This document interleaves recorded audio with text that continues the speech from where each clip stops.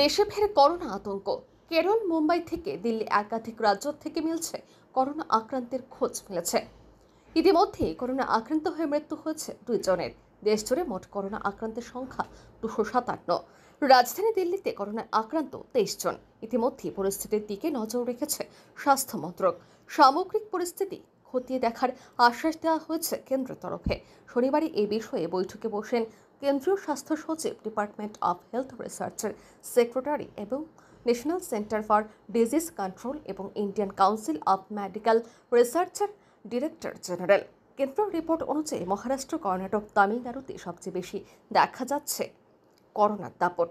দেখা যাচ্ছে করোনার নতুন ভ্যারিয়েন্ট NB.1.8.1।